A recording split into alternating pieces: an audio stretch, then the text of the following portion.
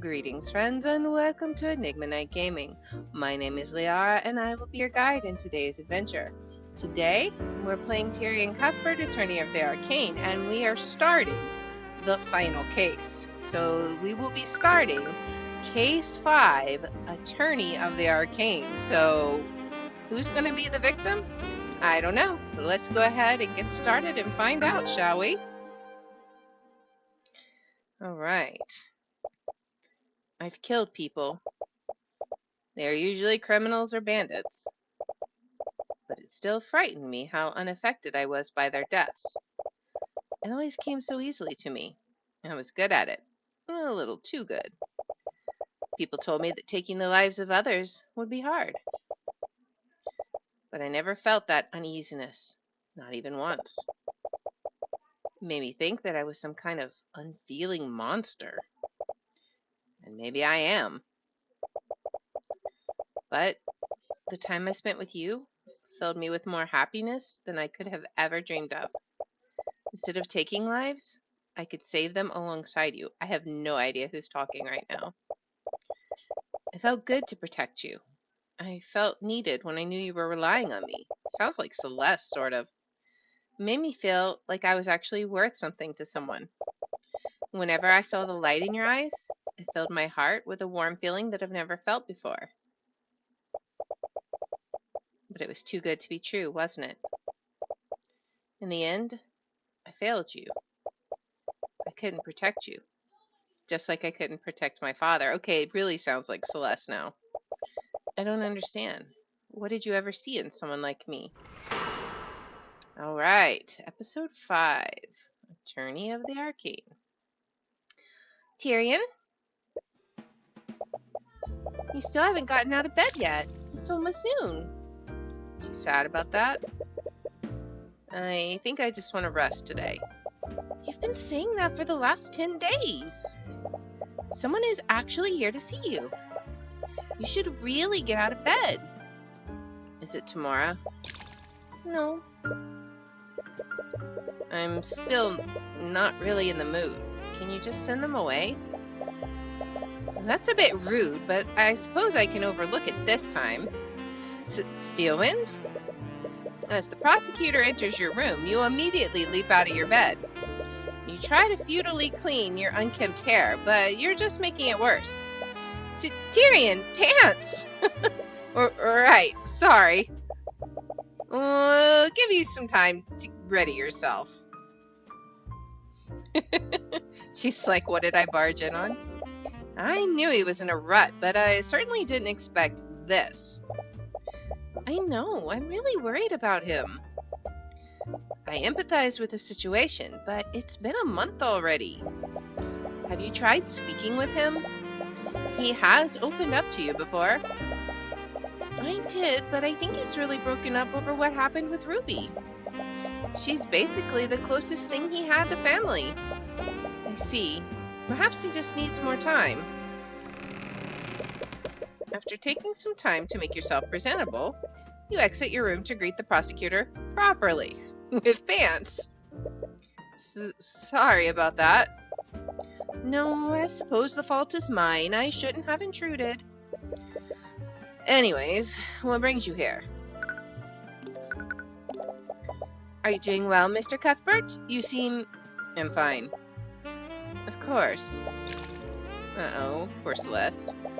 I just couldn't help but notice your absence. You haven't taken any other clients since Beatrice's trial. I'm going to be honest. I'm not even sure if I want to be a defense attorney anymore. What?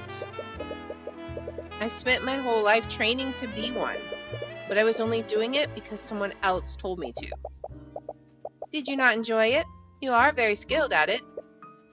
I don't know. I've been trying to take some time to think about everything, but you still haven't found any answers. Have you considered becoming a prosecutor? Your time as my stand-in made it clear that you have the ability to. A prosecutor. You would have never even considered that a year ago. But you understand now, there are criminals who need to be brought to justice. And despite how difficult she is to face, Steelwind never engages in outright corruption like the other prosecutors of the crown. If you follow her example, you could fight injustice that way. But even if you did that, you'd just be following someone else's footsteps just like before. I'll think about it. Please do. At this point, I could use all the help I can find. Alright, how is Arya doing? Have your injuries been healing well? Yes, Nightgrave's skill in necromancy is quite remarkable. I'm glad I introduced him to House Asclepius? House Asclepius, I'm sure I'm pronouncing that wrong, specializes in the study of necromancy. After Nightgrave's expulsion from the academy, I thought it was only right that he be allowed to continue his studies. Right, he mentioned that he owed you a favor. It was only logical. It would be a waste to let someone of his talents fade into obscurity. You're glad Wallace was able to continue his studies. He clearly wants to use his talents to better society. He's definitely in a better place than you are right now. Even so, should you still be moving around like this? You should take some time off to recover. As much as I would like to, there's been a recent uptick in cases of mage blight lately. Mage blight. You recall hearing about that many times. If a mage exceeds their stamina by overusing their magic, it starts to affect their mind and sends them into a violent frenzy. To make matters worse, the nobility has been trying to suppress information about these incidents. Right, it's not a good look whenever a mage goes on a murderous rampage. I was actually surprised to see you here, Celeste. Well, I can't just leave him alone anymore. He ticked off a criminal overlord. They're definitely going to send someone after him. And he really can't take care of himself right now. Celeste, your thoughts are leaking. Hey, get out of my head! What? It's nothing. I am surprised, though. Not many people slight the Eye Taker and live. He's known for taking swift retaliation against his enemies. We're hoping he's laying low after his plan with Beatrice fell through. I think he's laying very low, like 6 feet under low? That does match with the reports I've heard. Supposedly, he's been absent from many of his enterprises. Either way, you're not looking forward to dealing with him. It's bad enough you're already on the nobility's bad side. Alright, what about Ruby? By the way, Tyrion, Ruby sent another letter. Do you want to put it with the rest? Right. Have you spoken to her since the trial? I see. That does explain her recent mood. Right, you two probably see each other a lot. I've prosecuted a few of her clients recently, but it's clear she's not nearly as threatening as before. Could we talk about something else? Of course. My apologies. Is that a tea kettle? Okay. I was like, what does that sound? Oh, the tea's ready. Oh, thank you. Some tea sounds lovely right now. Right. I was totally making it for you guys. Oh, poor Celeste. She walks to the cabinet in your kitchen and takes out 2 more teacups. You guys better enjoy this. These are my last bags of... Whoa. As she walks over to you, she slips on a scroll case that you left on the floor. She regains her balance, but the teacups slip out of her hands. The boiling liquid is airborne and heading right toward your face. Figaqua? Figaqua! Celeste reacts immediately and points her index finger at the tea. Her magic takes hold, and the tea freezes just inches from your face. She breathes a sigh of relief, and she brings the teacups back into their cups. You really need to clean this place. I'm your bodyguard, not your maid. Alright, sorry about that. That was shaped liquid, wasn't it? Yeah. Okay, so shape liquid, transmutation, the incantation, Figaqua, the gesture, point the index finger, which she just did. While concentrating on the spell, the caster can magically manipulate up to 10 liters of liquid and form it into complex shapes. At any time, the caster can choose to freeze the liquid and solidify its current shape. While frozen, the caster can also choose to make liquid instantaneously melt. Oh, I never expected you to. I know, but it's just too convenient not to have. I think that was one of the power. That was like the power that killed her dad, or was involved in her dad's death, I think.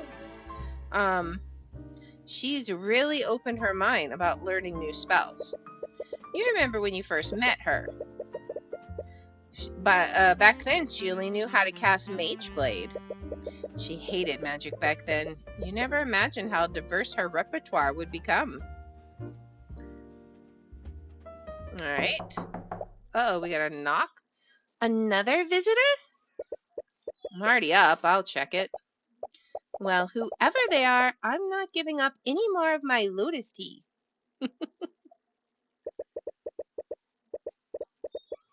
You open the door and don't see anyone. But there's a letter in your mailbox. Take a closer look at the envelope. It's sealed with candle wax. There's a crest on it. It's the insignia of House Pierce. Wait, wasn't that the house from the very first case? You quickly open the letter and read it. Despite supposedly being written by a noble, the paper has been torn in half, but the message is clear. I hope you understand. I would never have contacted you unless I had no other choice. I know the truth behind McCoy's true parentage, and I'm aware of how vital this information is to you. As you know, my execution is scheduled for next month, and I'm running out of time. I want to trade this information with you. In exchange, you will grant me my freedom. Meet me in the private prayer room within the Grand Cathedral of the Scaled Lord at 2 p.m. You will save me from my fate, or else. What?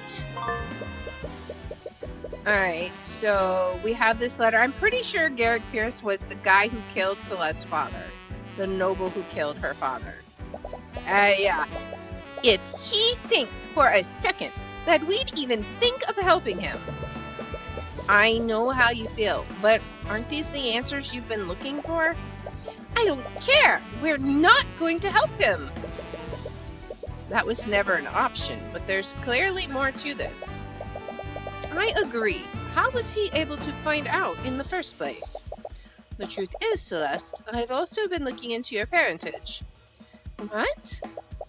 Why didn't you say anything? I'm sorry, but I didn't want to raise your hopes. And I was apparently right to do so. I couldn't find any information regarding your birth.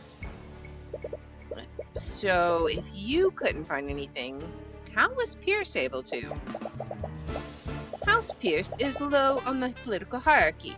He doesn't have access to the resources I do. He does own the land the McCoy Tavern is on. But frankly, this whole situation is quite suspect. And why would he ask for my help? I was the one who indicted him in the first place. Even if I did agree to help him, it would be nearly impossible for me to get him an acquittal. He must be desperate. His execution is scheduled for next month after all. It's possible that he reached out to Tamora as well. Still, I can't believe he'd set up a meeting at the Grand Cathedral today of all days. So she's angry and scared about that. What's today? Why? What's happening there? I'm sorry, but it's not my place to tell you. Arya, can I talk to Tyrion alone for a minute? Of course, I'm sure you have much to discuss. I actually also have business at the cathedral today. I can't believe he'd use that as an opportunity. I'll be taking my leave. What's going on? I'm sorry, I'm sure this is just bringing up bad memories for you. We should meet with him. What? We're not going to help him, obviously, but I had an idea. He's probably really scared of his execution, right? And he's desperate enough to ask you for help? I suppose that's true. So, think about how stressed he would be if you showed up and refused to help him. Oh, I could use the Eye of Horus on him. We can get the info we need without having to give him anything. But are you really okay with this? You'll have to see him again. Yeah, I'll manage. And it'll be worth it if we can finally get the answers I'm looking for. We've already got our hopes up, but there's no guarantee that he actually knows the truth. He could just be bluffing to get you to help him. But if he does know, you can't just ignore this. You need to verify his claims yourself. Alright? That's so pretty. So this is the Grand Cathedral of the Scaled Lord. Have you never been here before? I thought you spent a lot of time in Ratholm. The Church of Bahamut wasn't that popular in my hometown, and I've never been the religious type. What about you? It never really caught on with me, and apparently my roots are more celestial than draconic. Yeah, I guess that makes sense. He certainly has the looks for it. Your thoughts are leaking again. Can you stop? I can't exactly turn it off, you know. Do those mental exercises I taught you. Ugh. As you approach the Grand Cathedral, you see a large blockade guarded by legions of the King's Guard. It's closed off. Is there some kind of event going on? You recall Steelwind mentioning that she was heading here as well. The nobility must be using the cathedral grounds for something. It might explain why Pierce wanted to meet you here. It's probably secluded from prying eyes today. Terry and Cuthbert. As you approach the blockade, one of the knights notices you. He glances at you and Celeste. We've been expecting you. I see. You exchange glances with Celeste, but you both enter the cathedral grounds. Okay, so what is going on? The main building is massive, yet mostly empty. You only see a few people within, and most of them are quite familiar. You spot Leif and Miriam as you head further into the room. They both avoid eye contact with you, but it doesn't seem to be purely out of resentment. As soon as they see you, they move their conversation elsewhere. It's clear they still have mixed feelings about how you convicted their sister. In another corner of the room, you spot Lloyd von Sanctus speaking with another individual. She seems to be someone of equal social standing. You feel like you've seen her somewhere before, but you can't quite remember where. As soon as you enter the room, von Sanctus flashes a quick look of disdain at you. You see him slowly move his conversation out of the room as well. And finally, you see Lucio Steelwind speaking with his daughter, along with the two princes. Oh, is it the wedding? Is Arya getting married to the prince today? They seem to be speaking with another individual that you haven't met before. When he notices you, his gaze narrows, and he stares at the two of you warily. Aster especially seems surprised to see you here. He and Lucio ask the prosecutor something, but you can't quite hear their conversation. When she responds, Aster raises his eyebrows, and Lucio's expression darkens.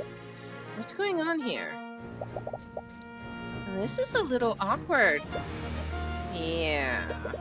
But we have some time before our meeting with Pierce. You want to do some sightseeing? Oh, are you asking me out? We are literally already out. Sure, why not? I picked up this map from the entrance. We can use it to navigate through the area. Okay, we have a map of the Grand Cathedral. I'm also a little interested in what all these nobles are doing here. It is strange. Perhaps someone can tell you more. Alright, so let's look at the map. So, where are we? I guess we're around here. We have the common room, the garden, prayer room, balcony. None of these rooms are connected on the map. I think I saw Arya over there. We should go say hi. As you approach the group, the Grand General and the unnamed nobles stare at the two of you. Hello. The nobleman looks at you, and then at Celeste. He silently scans the two of you. It's as if he's trying to read something. He then walks away without a word. Rude. At this point, I'm kind of used to it. Mr. Cuthbert and Miss McCoy, I'm surprised to see you here. What? I thought you were the one who invited them. I'm sad to say that I didn't. Although I am happy to see you two nonetheless. What brings you to the Grand Cathedral today? We were actually invited by another noble. We have a meeting with him. What? None of the people here are allowed to invite guests. Why didn't the guards stop you? Oh, they said they were expecting us? What? It was Lord Pierce who invited them. Pierce? That little... And to think I granted his request for a temporary release. I'm sure he meant no disrespect by it. He probably had his reasons. How can you say that? This is the day of your... Stops himself mid-sentence and clears his throat. Yeah, it's the day of the wedding, I bet. Make no mistake. Even if he is a dead man, I will have words with him about this. Alright. I have to ask, why are all these nobles gathered here? You have taken over the entire Grand Cathedral. As you ask that question, everyone seems to tense up. The prosecutor awkwardly looks at the two princes. Prince Alaric avoids eye contact with everyone and just stares at the ground. I'm sorry, but I'm not at liberty to tell you that. It's a matter of public safety. I see. It's a little strange, but you can read the room. Prying isn't the best thing to do right now. Okay. You said that Lord Pierce invited you here? For what reason? I can't really tell you that. You will tell us if it poses a threat to the nobles in attendance. But please, Lord Steelwind, there's no need for that. Mr. Cuthbert would never do anything to put anyone's life in danger. As you wish, your Majesty. Is this the reason why Pierce asked for temporary release? Interesting. So Pierce was temporarily released to attend whatever this is. He could have met with you in his cell, but perhaps he wanted to be away from prying eyes. Lady Steelwind, your Majesty, the High Speaker is ready to speak with you. Wonderful. I've been looking forward to this all day. Shall we go together, Miss Steelwind? Oh, she's so happy. Yes, your Majesty, she would like to accompany you. Wonderful. We shouldn't keep him waiting. Okay. Scaled Lord, how does she plan to marry him if she can't even speak properly in his presence? Honestly, I also have something important to do. Good day to you, commoners. He's so rude. He's going toward the washrooms. I will be taking my leave as well, but make no mistake. My men will be keeping an eye on you two. Everyone has left the room now. Perhaps you should move somewhere else. Let's examine first. There are rows upon rows of seats for worshippers to sit at. At full capacity, this room could probably host thousands of people at a time. There's some nice stained glass. It's a stained glass window. A small ray of sunlight is shining through it. Alright, is that everything? Yes. And probably no magic, but just to be safe. Alright, let's move to the common room. Alright. Oh, what are you doing here? Did you follow us? Not intentionally. Trust me, you're the last person we wanted to see today. Humph. Hush now, Von Sanctus. If they're here by chance, it is because the cosmic balance wills it so. Not this again. Sorry, I don't think we've met. I am Coraline Sybil, Lady of the House of Sybil. Okay, so she's gonna be like a fortune teller type, I guess. So this is the head of the Fourth Pillar family. She's not quite what you were expecting. Between her, Lucio, Lloyd, and William, she definitely seems the most agreeable. For better or worse, you've gotten to know the other pillar families decently well. It might benefit you to learn more about her. Okay? So you're the leader of House Sybil. What does your family do exactly? How are you this ignorant? Each of the 4 pillars, as you commoners call them, control different branches of the kingdom's government. House Steelwind oversees national defense and law enforcement. House Freyga oversees economic development and finances. House Von Sanctus handles commerce, both local and international. And finally, there's House Sybil. We handle the kingdom's legislative and judicial branches. That would also mean you're responsible for our kingdom's justice system. That is correct. Oh, wonderful. Here we go. Lady Sybil, are you aware of the rampant corruption happening within your justice system? I suppose it's only inevitable that you'd see it that way. Am I wrong? I've been involved in plenty of court cases, and it's very obvious. All your courts care about is closing cases as quickly as possible.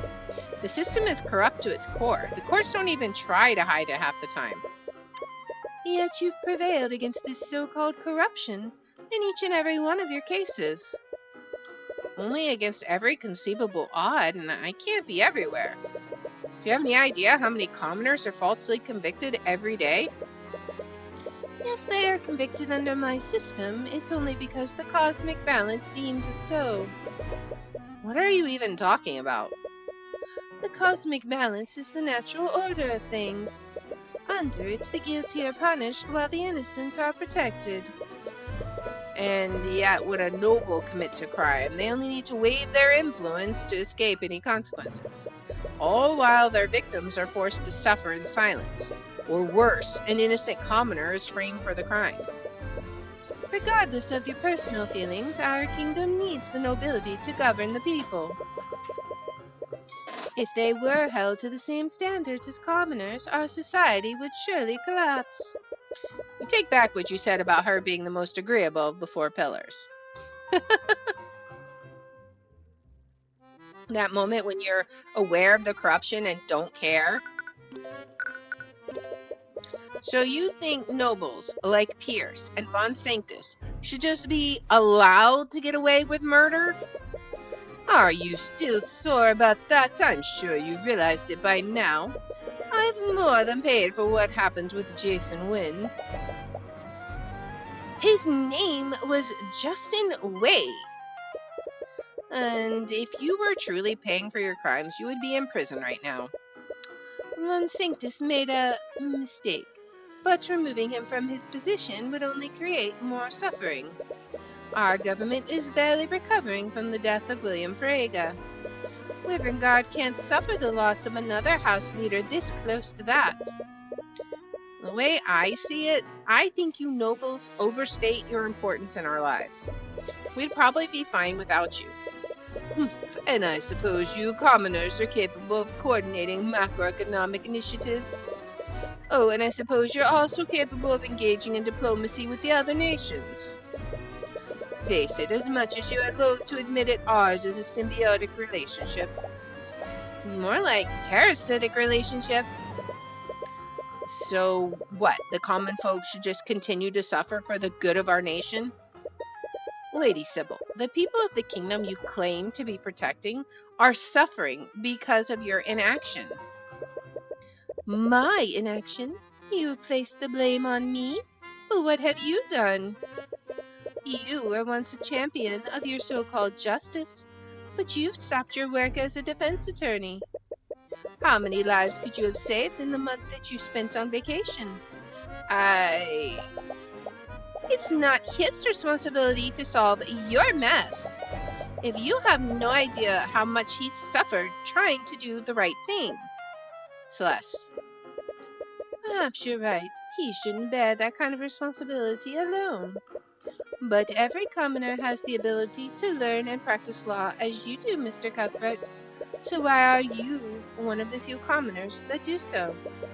From what I've heard, you're one of the few people who defend mages of the common folk. Every other attorney wouldn't even consider taking them as clients. Perhaps the problem lies in the common folk, then. They are fully capable of rising to defend the so-called innocent, yet they do nothing. Never mind. This was clearly a mistake. Let's go, Celeste. Yeah. Finally, thank the Scaled Lord. He's like, whatever. You okay? Yeah, I guess I should have expected that. But I never expected someone with so much power to be so out of touch with reality. Come on, let's go somewhere else. We still have time before the meeting. Alright, so is there anything else to say? Can we examine anything in the room? We got some more stained glass here. Or this is an altar. A ceramic altar is at the end of this room. And then more stained glass. The sunlight is shining through this glass window. It's pretty. And I don't think there's going to be any magic. Alright, so let's move. I think we came from the nave. Let's go to the garden now. The Pegasus has a party hat. You find yourself in the Grand Cathedral's garden and stumble upon a strange statue. Wow, that's a little out of place. What even is it?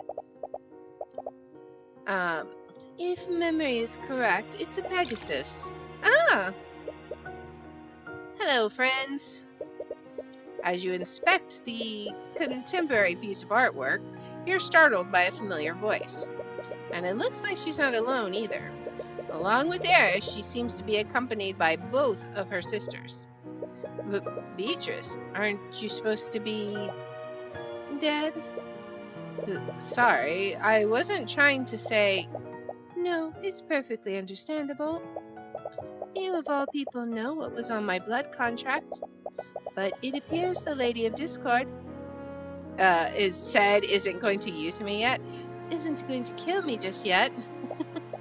Ugh, do you really have to do that? What? Never mind. Eris is just like, I did nothing. Right? It's a little awkward speaking to the Frege sisters after everything that's happened. But they don't seem hostile, and all things considered, you prefer their company over Sybil's. Although you're still not sure how you feel about speaking with a murderer, especially one that you indicted. But Beatrice clearly knows more about demons and their kind than you do. You wonder if she knows anything about the Heavensborn. So, you seem to be doing well, all things considered. You mean how a demon now has ownership of my soul? Yeah, that. How can you be so calm about this? I must agree with Miriam. It's a little unnerving how nonchalantly you're treating this. I suppose it's the knowledge that everything is out of my hands now. There's something peaceful about it. That's certainly a positive way to look at it. You know, my offer still stands. I can try to help you. At the risk of your own life? Which part of the contract would you dispute, anyways? You recall reading her blood contract in the courtroom that day. There was very little room for interpretation. It was airtight. The demon I signed the contract with was very meticulous about the details. I spent the last 5 years looking for any possible loopholes. But I didn't find anything substantial I could use. I don't even think disputing it is possible. I'm sorry.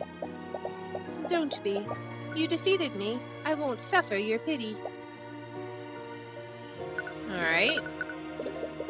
I feel like we always end up randomly meeting like this, Eris. What brings you here? I requested to accompany Beatrice to this event. After all, I don't have many opportunities to enter a church like this. I can imagine. By the way, is your father still... Oh, if you're worried about him, we've already had a conversation about you. I don't think he'll be accosting you anytime soon. Oh, thank you. That seems too good to be true. How'd you pull something like that off? He may look like a hardened criminal, but he's always had a soft spot for his family. Plus, being dead probably doesn't help. He also owes me, and I have a way of making people see things my way. She's right about that. Alright, wait, if you're here, does that mean Marnanth is also? Oh, heavens no, there's no way they'd let me bring him here, of all places. I left him at the entrance with the King's Guard. If he tries to escape, that knight over there is ordered to kill me. She points to a knight that silently watches the sisters from afar. You're surprisingly calm about this. Please, I regularly deal with demons. This is nothing in comparison to that. You really haven't changed. She's happy and sad about that. I suppose not. Wait, does that mean you can't see right now? How did you know which statue I was looking at? It was a lucky guess. That grotesque statue certainly makes an impression on you. Oh, Marnanth just spoke with me. He wanted me to let you know that he can smell your celestial stink from the entrance. Love you too, Marnanth. Oh, wow. I probably shouldn't repeat his response to that. Oh boy. By the way, you seem to know a lot more about these things than I do. What exactly is a Heavensborn? What? Did you seriously not know? But you know how to issue a divine edict. That's a very advanced technique. It sort of came to me in the moment. What? Anyways, I'm quite surprised that you don't know about your lineage. Perhaps my mother knew, but I lost her when I was really young. Eris is too happy about that? I see. You have my condolences. But to answer your question, a Heavensborn is a human whose bloodline has been touched by the gods. Gods? You mean like the Scaled Lord? No, I'm speaking of the actual gods. Beatrice, you can't say that here. Oh, come off it. What's the church going to do? Arrest me? Anyways, your blood has been touched by the celestials of the upper planes. Much like my soul is bound to the abyssal hells, your soul is consecrated and tied to the heavens. The heavens? Is that why you're able to use the Eye of Horus? Is it some kind of angelic power? Make no mistake, though. If you find yourself under the wrong circumstances, even you can be sent to hell. Alright. The Church of Bahamut is prominent in Wyverngard, but this is the first time I've heard of the Celestial Gods. That makes sense. It's probably because of Wyverngard's bloody history with the theocracy of Lumina. The theocracy? Aren't they the nation northeast of us? Yes, the Luminites worship the celestial gods, while our people worship the ancient dragons. A few decades ago, our nation was locked in a bitter war with the Luminites. Even now, the Crown sees the celestial regions as a possible threat to our draconic culture. The Church has done its best to wipe out any religions that worship the celestials. Or any regions, I think it said. I see. But if your bloodline is blessed by the Celestials, does that mean our kids will also be Heavensborn? I suppose so. I think my mother was also a... Wait, what did you just say? Your kids! I asked if your kids will be Heavenborn! I must have misheard you then. Wow. If only you were always this easy to lie to. Anyways, I'm a little curious about the theocracy of Lumina. If they worship celestials there, would I find other Heavensborn there? Heavensborn aren't common there either. Frankly, I'm surprised there's even one Heavensborn living in Wyverngard. How did your bloodline even find its way here? I suppose I don't really know. My mother never told me much about our ancestry. That makes sense. If the Church of Bahamut knew what you were, they would have definitely hunted you down. Great! The last thing you need is another faction that wants to kill you. Anyways, travel into and out of Wivengard is technically illegal, and I doubt Lord Steelwind would make an exemption for you. He is an old veteran of the Great Luminite War. Veteran? Vet? Oh no. I hate the vet. I'm not going. You'll never take me alive. Arf, arf, arf, arf, arf, arf. He runs away. You all watch as Tracker frantically runs through the garden, barking loudly. Leif chases after him as he runs towards someone. I should probably go help her. It's almost 2 p.m. anyways. We should head to the prayer room. Thank you for answering my questions, Beatrice. Please let me know if there's anything I can do to help you with your situation. Of course. Let's go, Celeste. Right. Whoops. Try not to look so down. It's almost time for the main event. Why did you bring me here? Oh, who knows? Whatever you're planning to make me do, please don't make me harm my sisters. You're in no position to make demands. You'll just have to see for yourself. Oh, she's mad. Stay safe, Mr. Cuthbert. Uh-oh, so whatever it is, of course, Eris is involved. This statue. I can only feel its suffering. What? Its face is contorted into an expression of pure agony. It screams out in terror, yet no one can hear its pleas for mercy. Someone ignorant of its plight placed some sort of vain party hat upon its head. It's as if they're mocking its torment, like some kind of demon torturing a poor soul in the field of Avernus. What are you even saying? I'm sorry. I need to take a moment to think about what I've just witnessed here. We all should. Alright, Tyrion, you go and do that. Alright.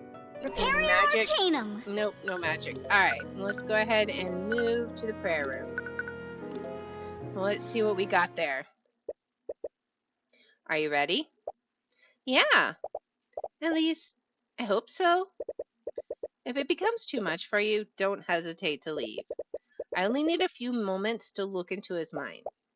No, I'm the one who asked you to do this, and I'm not going to leave you alone with him. Alright, if that's what you want. She doesn't want to, but she's going to, because she cares. Tyrion? Yeah? Thank you for doing this. It really means a lot to me. Of course. This will finally give you the answers you've been looking for. It's not just that. You've done so much for me since I met you. You got me acquitted. You helped me work through my grief for my dad.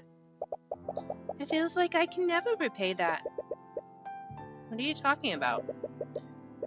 For the past few months, all I've been doing is relying on you. I genuinely don't know what I'd do if you weren't a part of my life.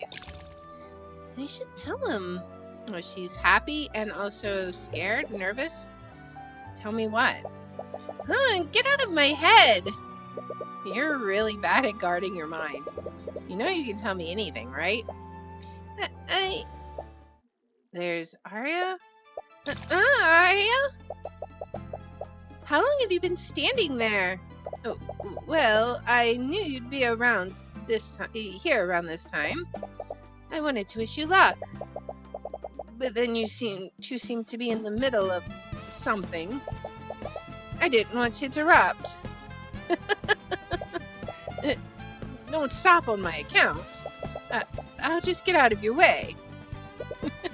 As she awkwardly skitters away, you see something fall out of her pocket. Oh, Arya, you dropped your runestone. As she picks up the runestone, she accidentally activates it. An image of a piece of evidence appears for a brief moment, but she quickly hides it. But not before Celeste sneaks a peek at it. Oh, I see. Celeste, don't just invade her privacy like that. Don't be like that. I'm really happy for you. Uh, Thank you. Good luck.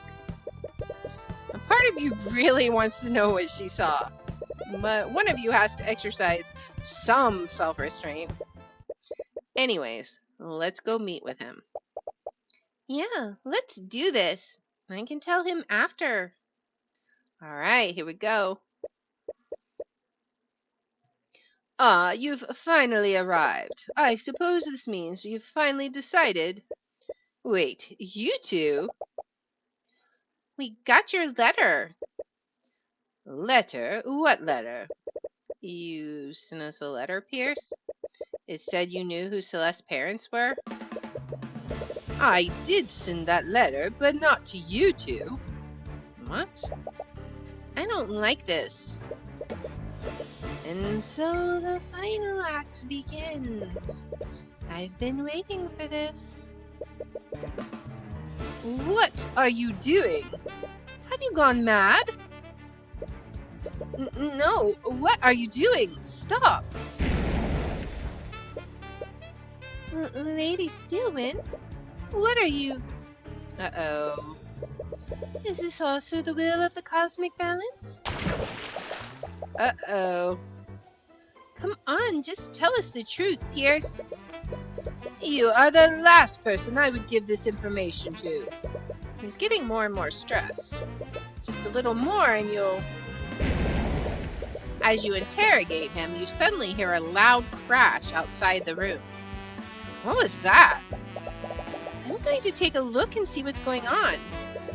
What? Are you just going to leave us here? He's scared. He's right. We don't know what's going on. We should stay together. Don't worry. There were 2 guards outside, and they're from the King's Guard. You'll be fine. That's not what I'm worried about, but I'll trust your judgment. What? Uh-oh, what's going to happen? It's been almost 10 minutes since Celeste went to investigate the noise. Pierce seems extremely on edge. He's sitting at one of the tables, impatiently tapping its surface with his finger. So you never intended to send that letter to me. Who did you send it to, then? Oh, as if I would ever tell you that. So he's sad, angry, and scared. But luckily for you, he should have accumulated enough stress by now. What? Why are you looking at me like that? Even if I wasn't the intended recipient, you said you knew who Celeste's biological parents are. Who are they? Are you seriously focused on that now? It's far too important. It's my only bargaining chip. Answer the question, Pierce. Uh-oh.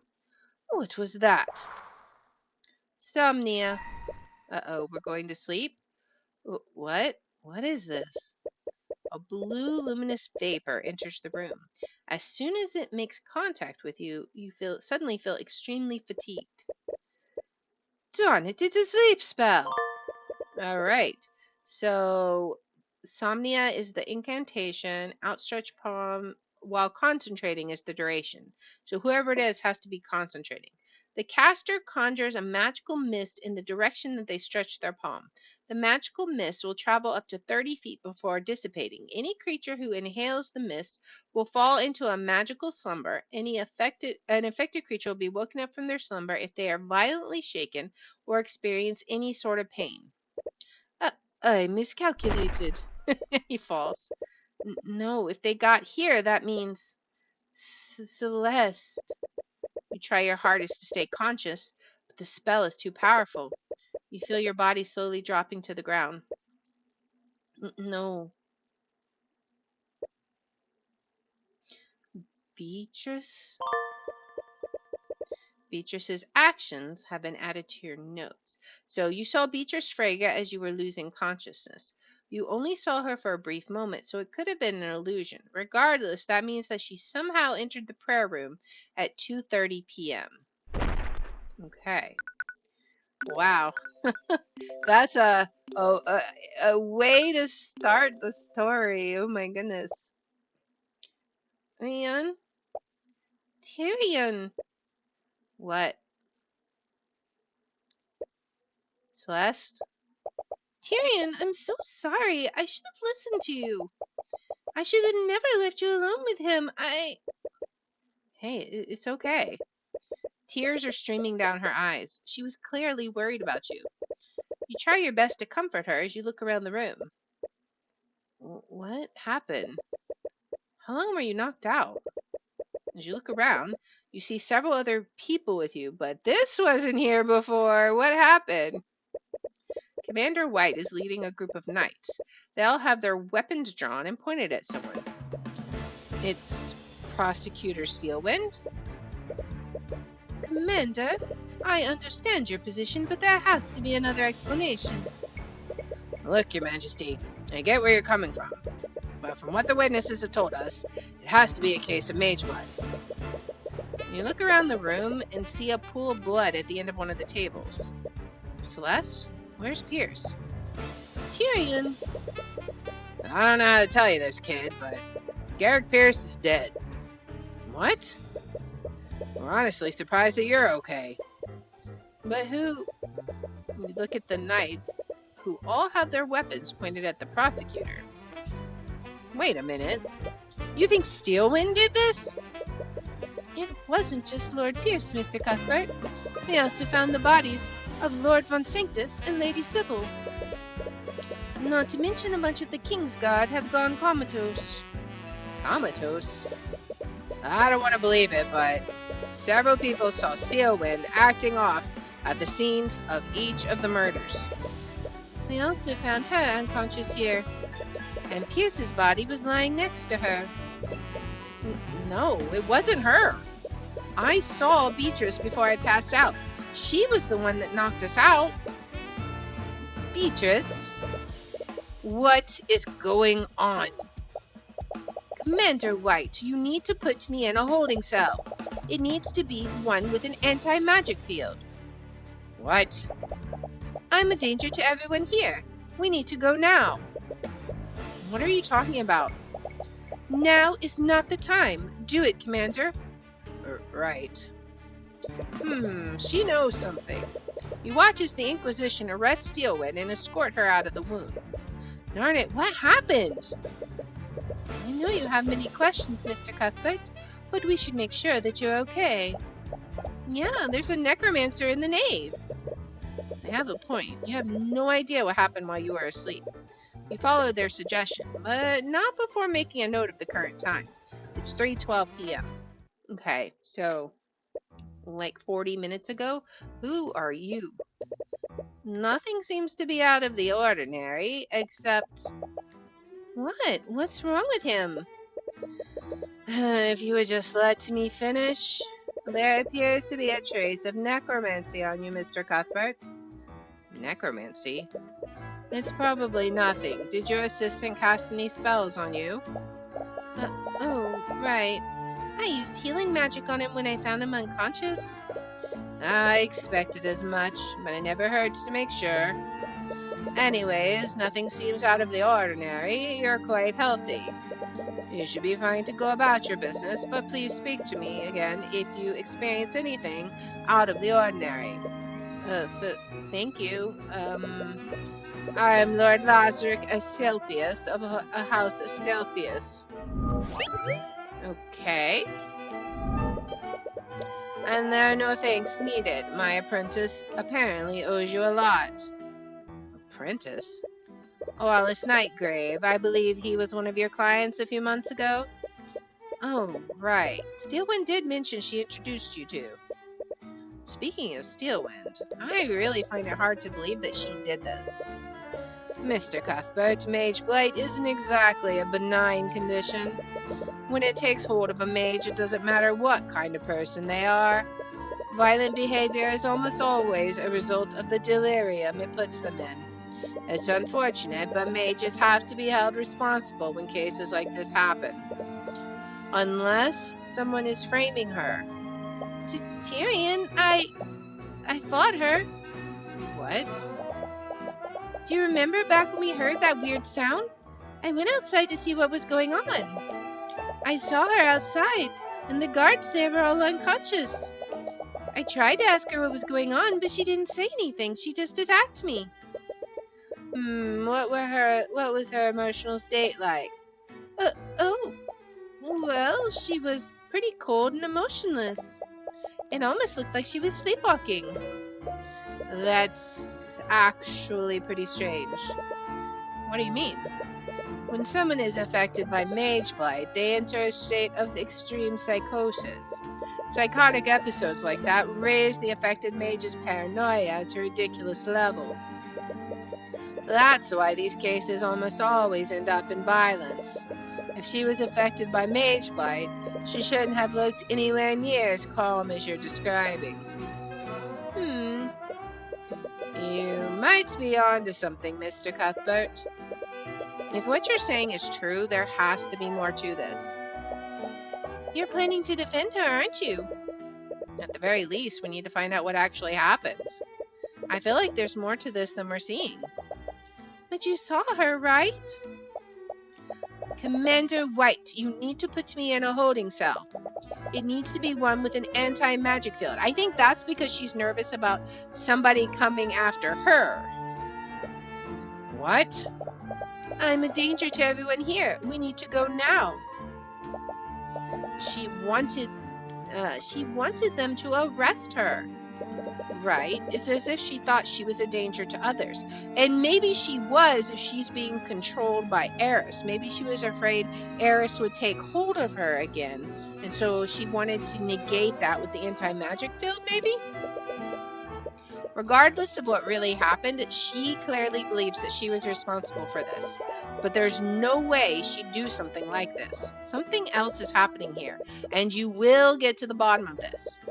You're not sure where each of the murders occurred, but the Inquisition should be able to tell you more about that. You'll also need to speak with Steelwind. If she really was affected by mage blight, she should be able to remember what may have caused it. But anyways, the prayer room is the room you're most familiar with. You'll probably want to start there. Alright, so let's talk to Celeste. There are still so many unknowns. We should continue looking for more clues. Don't push yourself too hard, okay? If you feel tired, don't be embarrassed to take a break. Yeah, I'll try not to exert myself too much. Alright, so the next lead is that we go to the prayer room. Where do you think we should go next? What? Why are you asking me? I don't know, I'm just trying to figure out where to go next. Well, don't ask me. You're the attorney. I'm just the muscle, in the figurative sense. Right. She's been a bit on edge since she found you unconscious. Does she still feel guilty over leaving you alone? Alright, let's go ahead and move back to the prayer room and start there. We probably won't be able to talk to Steelwind in the Inquisition room yet. You arrive in the prayer room. It's now swarming with knights from the Inquisition. You find yourself staring at the chalk outline of where Pierce's body once was. You can't help but feel a little uneasy. You've been to plenty of crime scenes before, but even if you were unconscious, you were here when the murder happened. Yeah, that's gotta be a bit unnerving. It's a little unnerving to know how close you came to death. Are you okay? Yeah. But now is not the time for an existential crisis. Steelwind's future counts on you figuring out what happened. You still don't know what happened after you fell unconscious. The Inquisition believes that Steelwind broke into this room, knocked you and Pierce out, and then killed him. But you remember it clearly. You saw Beatrice before you lost unconsciousness. There's more at play here than you realize. Celeste also fought Steelwind after Beatrice knocked you out. Perhaps she can tell you more about how she was acting. Let's review what happened. Before Beatrice knocked me out, we heard a commotion outside, and you went to investigate. Can you tell me more about your fight with Steelwind? What was she like? Well, she wasn't her usual self. It's like she was in some kind of a daze. I noticed it even before she attacked me. Something was wrong with her. Oh yeah, and she didn't even respond to me when I tried to talk to her.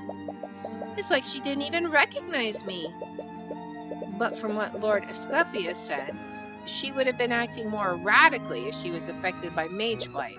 It's possible that you fought someone disguised as her. I guess that's possible. But whoever they were, their magic was still extremely powerful. and several members of the Four Pillar families were assembled here. It could have been one of them. We should speak with Commander White when we get a chance. The Grand Cathedral was closed from the public for whatever was happening here. They probably have a list of everyone who was present when the murders happened. This means that whoever did this was one of the nobles that was here today. Beatrice can cast invisibility, so I doubt she'd let you see her. But did you see her at any point when you were fighting Steelwind? Celeste? Sorry, I don't know.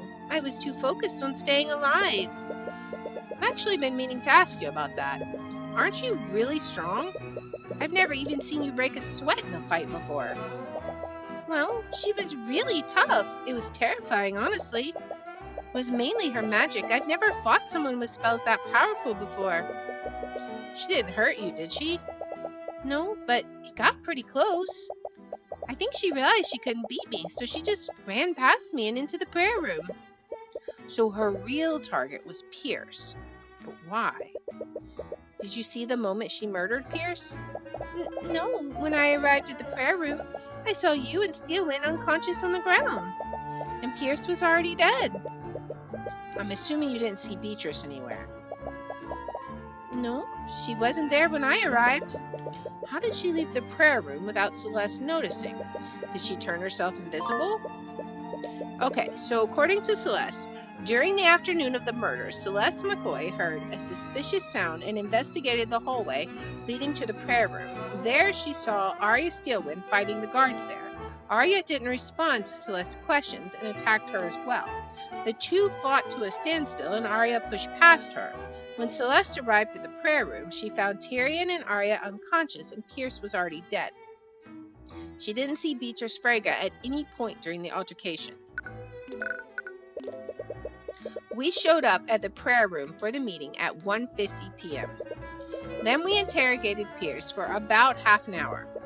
That's when we heard the commotion outside, and you went to investigate it. Right? And I think Beatrice knocked me and Pierce out 10 minutes after that. How long did you fight Steelwind before she pushed past you? We definitely fought for a while. It must have been at least 20 minutes. After that, she gave up on fighting me and ran into the prayer room. Which means that Beatrice somehow got into the room during your fight. That discounts my theory of her disguising herself as Steelwind. You regained consciousness at 3:12 p.m. That means you were knocked out for more than 40 minutes. There are still a lot of unknowns about what happened. You'll need all the pieces if you want to put this puzzle together. Alright, so let's examine the room. There are 3 stained glass windows. They look quite nice. Alright, I'm gonna examine the body last. There are lanterns hanging around the room. They're still lit. Okay. Anything else? Let's go ahead and examine this. There's a chalk outline where Pierce's body probably was.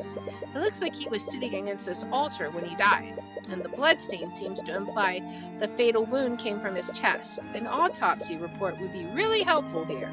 You should ask the commander for a copy of it the next time you see him. Repario Arcanum! Oh wow, there's so much magic here. There are traces of conjuration magic all over the room. That must have been left by Beatrice's sleep spell. Oh, there's a trace of transmutation here. It's all over the area around his body. Interesting. Did the murderer wound him using a transmutation spell? There's a trace of necromancy on the ground here. It's probably from when I tried to heal you. Alright, so that is all the magic. Anyway, it looks like you found everything you can here. You should move and take a closer look at the other crime scenes. Okay, so where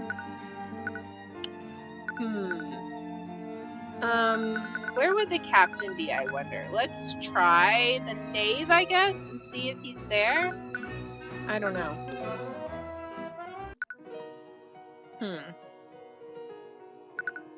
So, oops, I didn't mean to click that. Where do we want to go? We just went to the prayer room. We could try the common room. That's where we have another body to examine.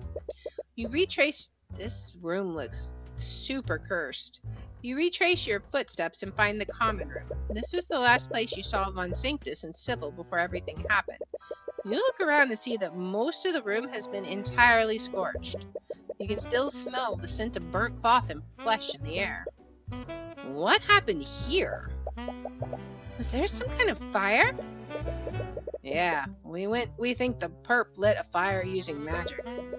As you enter the room, Commander White approaches you. He seems to be accompanied by the typical Legion of Knights. Commander White. Hey, kid. You investigating what happened too? Something like that. We just want to figure out what really happened. You and me both. Nothing about this case makes any sense. I'll be honest, I could really use your help in trying to figure this out. Honestly, you're not sure who you can trust at this point. But the commander is leading the investigation, and he's bound to have information that will be useful for you. This whole situation is a mess. Has the Inquisition found any clues to explain what happened? We only have the basic stuff so far, and we've only just received the autopsy reports. That's still pretty useful. Do you have copies of them? Sure, knock yourselves out. Alright, so the autopsy report for Garrick Pierce. Died at 2:45 p.m. in the prayer room. Cause of death was blood loss. A shard of frozen liquid was found stabbed through his heart. It is very likely that this was the murder weapon. The wound also shows heavy traces of transmutation magic, and traces of conjuration magic were found throughout the room. Interesting that he died in the same way that he killed someone. Alright, autopsy report for Coraline Sybil. Died at 2:18 p.m. Cause of death was suffocation. Her body was found floating in a nearby lake outside of the Grand Cathedral. Traces of transmutation, evocation, and necromancy were found. Magic were found on the body. Autopsy report of Lloyd Von Sanctus. Died at 2:05 p.m. Cause of death was suffocation. The fire in the common room burnt the body too much to discern any specific wounds that he might have suffered. However, a small trace of evocation magic and a burnt mark were found on the victim's left shoulder. This implies that the body was hit with a fire-based evocation spell. Traces of abjuration magic were found on and around the body. Okay. Wait. Pierce was killed with a frozen blade? Isn't that similar to how he killed Flintheart? Sorry, I didn't mean to. No, it's okay. It's still strange, though. Why would the murderer kill Pierce using such a convoluted method? I wonder if this is like vigilante sort of stuff. If Steelwind really was affected by Mage Blight, she wouldn't have done something like that. Alright, why would the murderer do this when they clearly had more lethal spells at their disposal? Pierce used this method during Flintheart's murder to leave as little evidence as possible. It's clear the murderer wanted to frame Arya and leave as much evidence as possible. Anyways, the times of death also seem to tell a story. So first it was the lady, right? If we look at the reports, the murderer must have killed Von Sanctus first, then Sybil, then Pierce, in that order. Yeah, that's our working theory too. Alright. If we look at this map, we can see where the prayer room and the common room are. So, he killed them in the common room, then went to the prayer room. Lady Sybil's body was found in the lake west of here. But since the Grand Cathedral was built on a cliff, there isn't an easy way to get there in such a short amount of time. So that raises my next question. How did Sybil's body end up in the lake? Was it thrown out a window? The murderer threw Sybil from the balcony, I assume. The Grand Cathedral was built on a cliff over the lake, and the westward balcony just happens to be right over it. Yeah, I guess that makes sense. We even have a witness who saw Steelwind there. Really? Who was it? It was High Speaker Theon Arceus. High Speaker. He's the shot caller of the Church of Bahamut. And he stands at the top of the religious hierarchy from what I hear. He spotted Steelwind near the west balcony and noticed she was acting suspiciously. He called out to her, but she ignored him. So she knew that he saw her, but she didn't attack him. Yeah, he really lucked out. But if she was having a psychotic episode, he would have noticed that. From what you said, all she did was ignore him. You're right, this whole Magebite story doesn't really add up. Either way, we'll just have to talk to him directly to find out more. Putting that aside, there's something else that's strange. What's that? It's about the order the murders occurred in. Okay. The murderer killed Von Sanctus, Sybil, and Pierce in that order. That means the murderer went to the common room, then the west balcony, and finally the prayer room. But if we look at the map, the murderer's route seems a bit strange. So the murderer purposely killed, let's see, what do we have? Second. Purposely killed Sybil second? Is that it? Accidentally? Could have? What could... There's could have, too. The murderer could have killed Pierce second?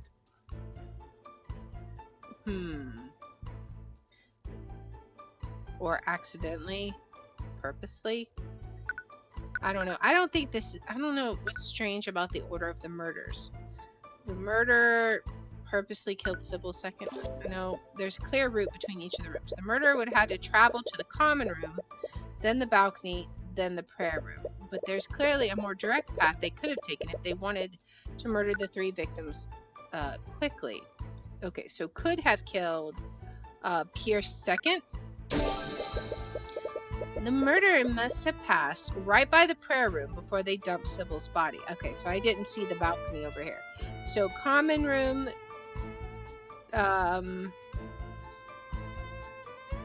okay. Why wouldn't they just murder Pierce on the way there? Maybe they wanted to dump Sybil's body first. Why they were afraid of fighting me? Aren't you giving yourself a little too much credit? No, she has a point. Out of everyone who fought the murder, Celeste was the only one who didn't die or fall comatose. Anyways, there has to be a reason why the murderer deliberately chose that route. Alright, so judging from each time of death, the murderer went from the common room to the balcony and then to the prayer room in that order. But that wasn't the most direct route. There has to be an explanation for that. Okay, so you've created a rough outline of the murderer's actions, but the real clues will lie in how each of the individual murders occurred, and that starts with figuring out how Von Sanctus was murdered. Alright, so how did the Inquisition find out about the murders anyways? Did a witness come across the bodies? It all started when Prince Alaric ran up to us.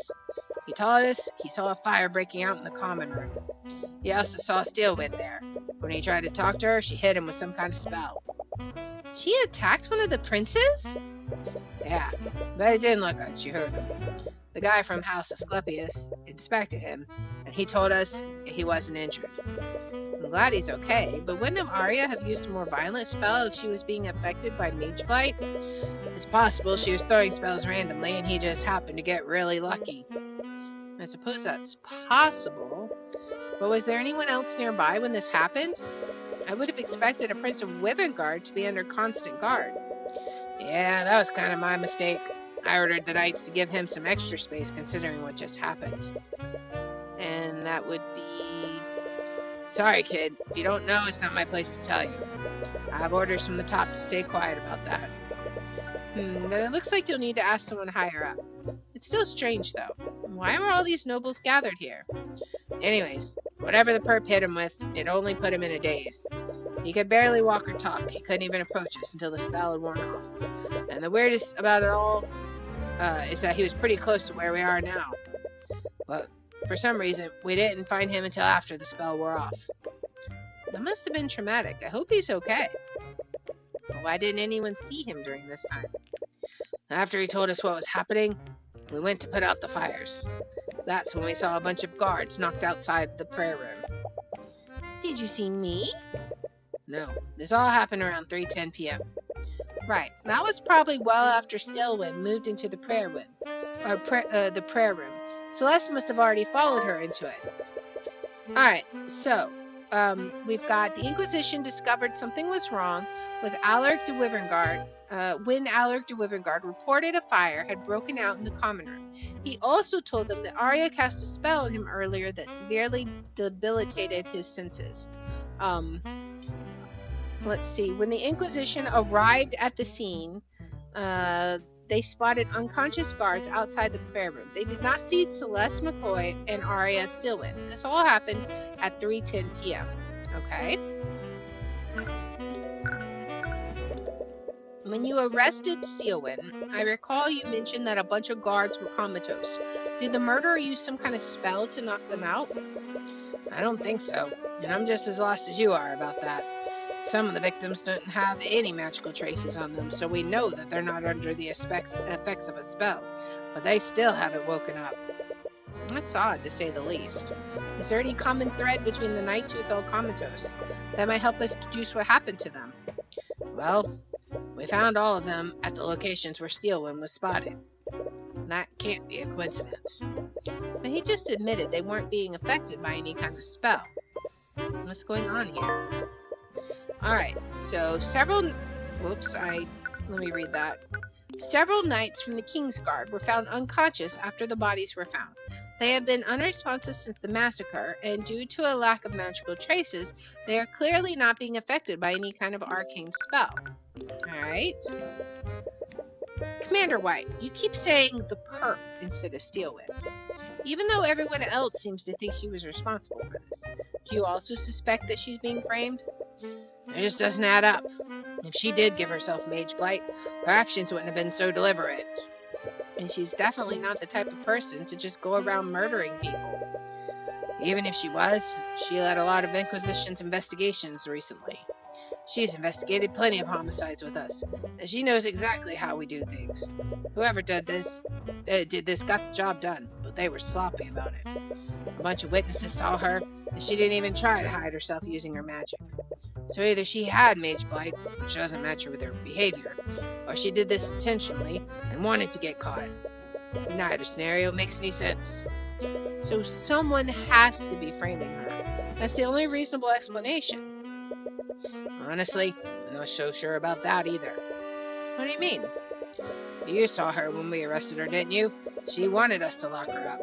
It's like she thought she was a danger to herself and others. Right, that's the same impression I got as well.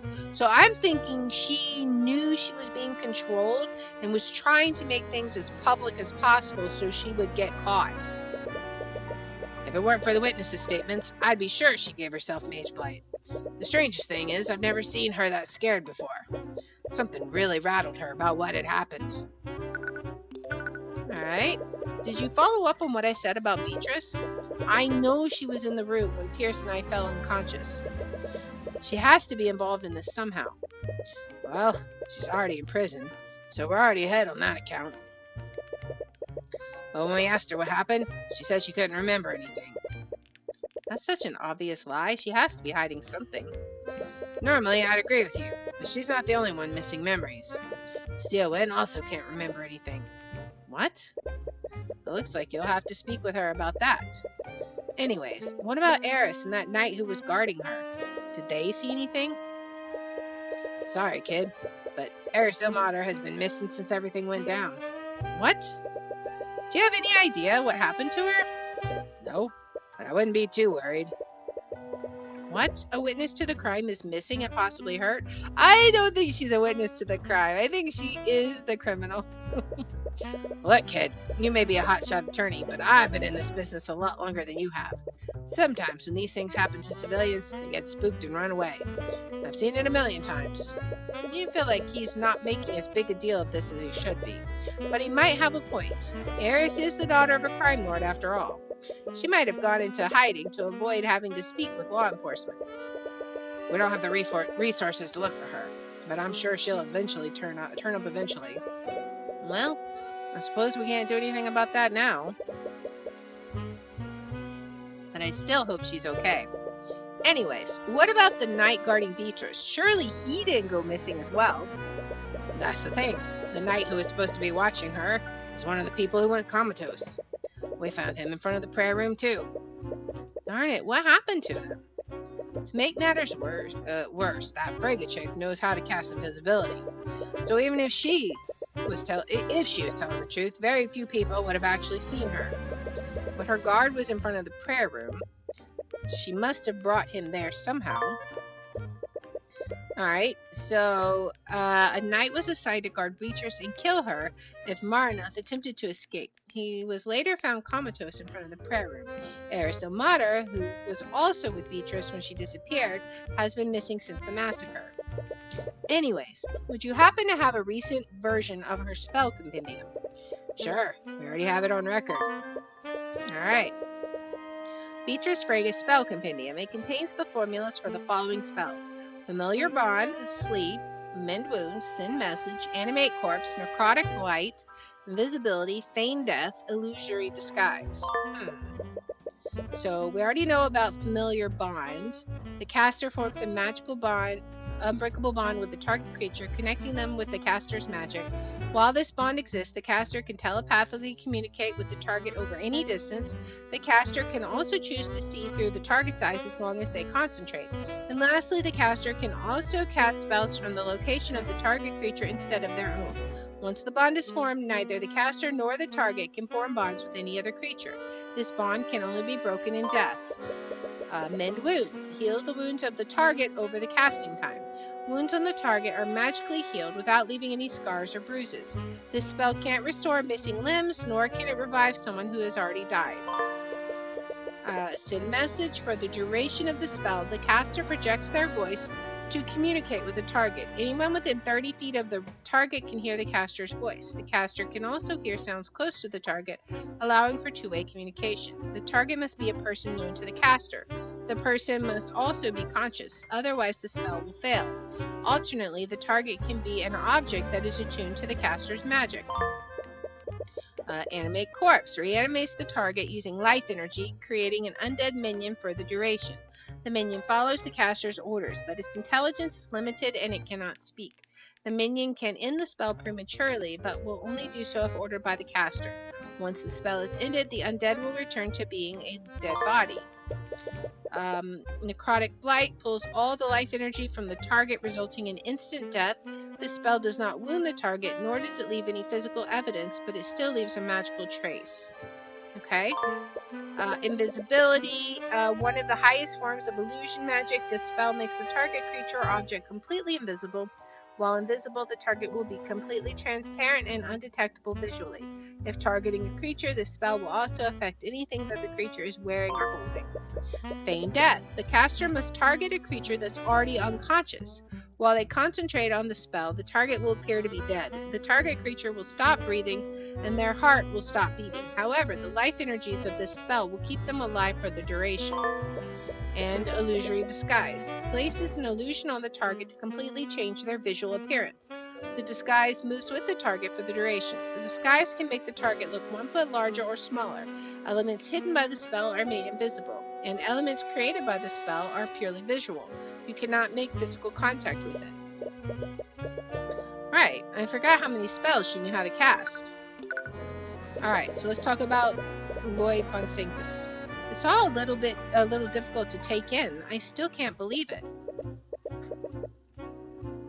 After everything he did, von Sanctus was just murdered. I'm surprised to hear that from you. Didn't he basically get away with offing Justin Lee? The way I see it, he got what he deserved. That still doesn't sit right with me. No matter who the victims might have been, no one deserves to die like that. You're definitely a bigger man than I am. Anyways, von Sanctus's autopsy report says that he died of suffocation. We think the murderer overpowered him and choked him with a rope or something. That hardly sounds like something someone would do during a psychotic episode. Yeah, the more info I get, the more I think you might be onto something. But either way, the fire that the perp started in this room burnt his body. It didn't completely turn it to ash, but it was still pretty charred. So that fire would have burned away any evidence of the minor wounds he had. Yeah, we were lucky we even discerned he was hit with an evocation spell. Right, the autopsy report mentioned that too. But if a fire was started, is it possible that he died from smoke inhalation? No, the divination spell we use always identifies smoke inhalation as death by poisoning, not death by suffocation. I suppose that kind of makes sense, but it's still a shame we can't find out how the murderer suffocated him. Alright, we still know very little about how the murders occurred. Do you have records for each of the victims' spell compendiums? They might help us understand what each of the victims was doing during the attack. Sure, knock yourselves out. Alright, so we have Garrick's spell compendium. He's got Prestidigitation, Conjure Light, Conjure Water, Frostwave, and Shape Liquid. Sybil has Slowfall, Foresight, Strike True, Detect Magic, Stone Skin. Von Sanctus had Mage Blade, Force Cage, Send Message, and Mend Wounds. Alright, so Prestidigitation, the caster creates a simple and harmless visual effect around their hand. This effect will last as long as they maintain concentration on the spell. Conjure Light. For the duration of this spell, a mote of magical light appears in the caster's hand. The color of the light is chosen by the caster and can be changed at will for the spell's duration. This mote of light provides illumination for up to 15 feet of the caster and no further. Conjure Water causes water to magically flow out of the caster's hand. This water will flow so long as the caster maintains concentration on the spell. Frostwave. Anything caught within range is hit with a blast of extremely cold air. Liquids hit will be immediately frozen, and organic life will immediately enter stages of hypothermia. Force Cage. For the duration, the caster creates a magical 10 by 10 by 10 foot cube around the target within 30 feet of them. The walls of this cube are impenetrable and can't be destroyed by anything, not even by spells that can normally dispel spell effects. Okay? Furthermore, any attempts to magically teleport into or out of the cube will fail. If there's more than one creature in the target space, they will be pushed away from the center of the cube. Okay, Mage Blade. For the duration of this spell, the edges of the object, usually a blade, become unnaturally sharp, making it more effective at slashing through tough materials. While under the effects of the spell, the object emits a yellow radiant glow. The target object must not be larger than a 5-foot cube. Slowfall. The caster counteracts the force of gravity affecting them, causing them to fall significantly slower when airborne for the duration. Foresight. The caster invokes the ultimate form of divination magic to see brief glimpses of the near future. While this spell is active, the caster is able to sense danger seconds before it actually happens. Strike True. The caster increases their ability to predict the results of all their actions for the duration. This is useful for the purposes of aiming or doing other activities that rely on dexterity and skill. Detect Magic. While concentrating, the caster is able to see the normally invisible magical traces left by magic. Magical traces are created 2 times when the spell is cast. The first is created at the position of the caster when the spell is cast, and the second is created when the spell effect resolves or dissipates.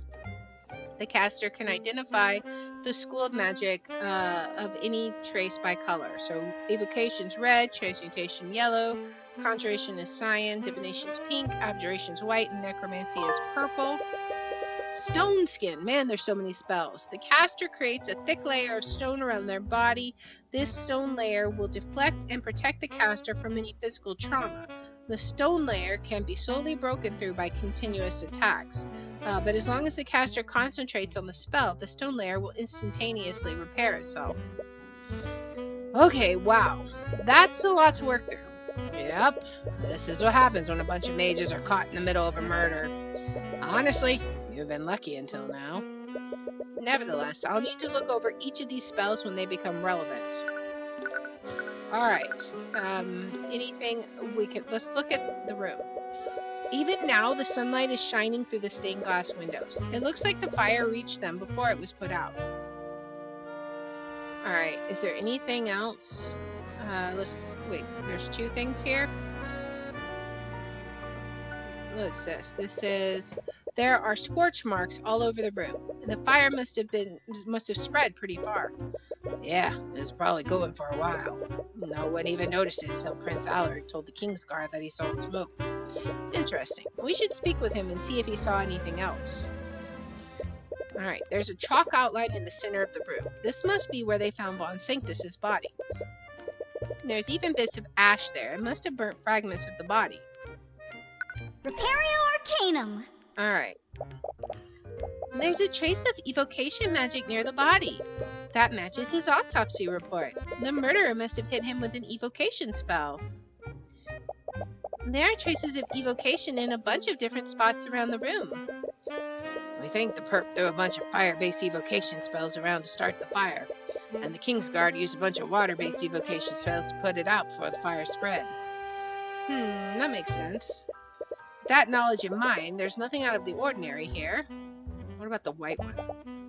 There's a trace of abjuration magic in the center of the room. Do the traces overlap with the body? Kind of. It's sort of square-shaped? Square-shaped. I can't see the traces, but there also seems to be a square-shaped outline around the body. You're right. They overlap perfectly. The area inside the square is a lot less burnt now that I look at it. I'm not sure what this means yet, but it's definitely worth taking note of. Okay, so there are traces of abjuration magic that form a perfect square around the body. The area within the square seems far less burnt too. Now, I'm very curious. I think we've gotten everything here. You think you found everything you can relating to Von Sanctus's murder. Perhaps you should move somewhere else. Before I do, I want to look at the cube power again real fast. Where was that one at? This one. It's abjuration. So, was he in one of the cubes? Whose spell is that even? Who has that spell? What spell was it? It was Force Cage. So who's... It's in his... He has it in his own spell. So he put himself in the cage, maybe, to try and escape what was going on, perhaps? And it backfired somehow? I don't know. But that is where we are going to stop this episode. We will continue this next time because, man oh man, we're just barely getting started with this investigation. Wow, like all the crazy has happened and we have so much more to explore and figure out what's going on here. Barely dipped our toe into it, as it were. So if you like this kind of content, I hope that you will like, subscribe, follow, share, all that good stuff. If you want to watch live, we're on Twitch at twitch.tv/Liara27. I have my schedule posted in the About section. And if you want to see which games I'll be playing each day, I post them on twitter.com/Liara27. I hope that you guys will join me in the next one. And until then, bye.